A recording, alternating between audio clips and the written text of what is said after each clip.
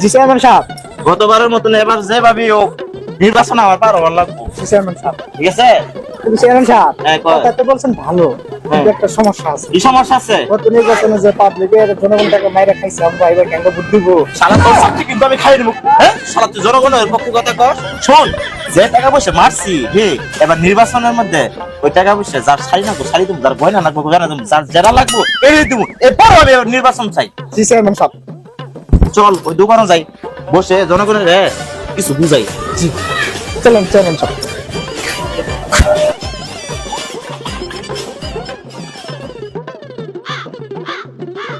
ও বাপু উঠো উঠো, চেয়ারম্যান সাহেব আছে।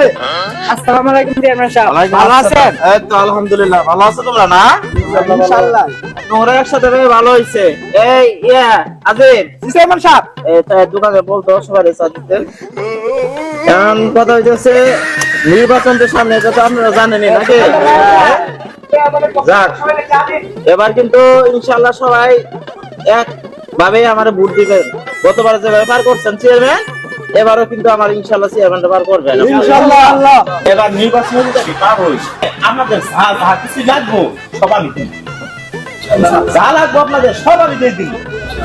সমস্ত টাকা যা লাগবো সব আপনি। ওয়ালাইকুম আসসালাম বাবু। এবার কিন্তু আমার নির্বাচনটা তোমরা করে দেন না গতবারের মতন, ঠিক আছে? এবার কিন্তু ভোট আমার এই বাবু তোমরা দিবা, ঠিক আছে? চেয়ারম্যান সব আপনারটাই করবো, কিন্তু আমার একটা অভিযোগ আছে। কি হলো? আপনি পেঁয়াজ 25 কেজি কাঠের চাউলের কথা বলে আমার কাছ থেকে 3000 টাকা নিছে। আজকে আমাকে কাঠও দেয় না, টাকা 3000 রিটার্ন দেয় না। পুরো দিন আগে ইয়েছে তাহলে কাটাইছে কি হেডা করে কারো দছ না পাইলো দছ ব্যাপার কি? চেয়ারম্যান সাহেব, এগুলো তো জনগণের সামনে বলেন যাবো না। কে বলে দেবো না কে? এই চেয়ারম্যান সাহেব, অনার লাগ এই প্রথমে ওনারে চালের কাটতে দিবি। নাম লাগ টেনশন করেন না, আপনি নামটা বলেন ভাই।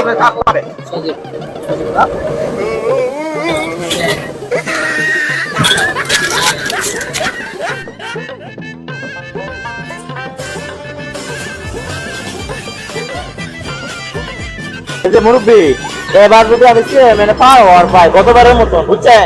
আপনাদের যা কিছু লাগে সবার আলহামদুলিল্লাহ।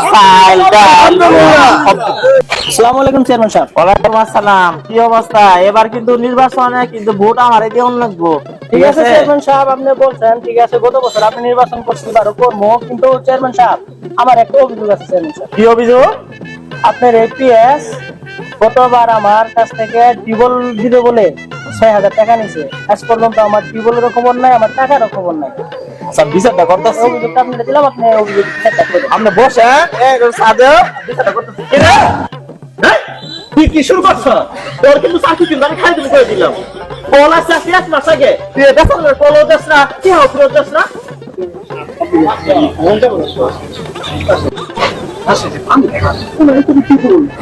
ওরা নাম লাগ কত বড় মানে কি বল দিবি?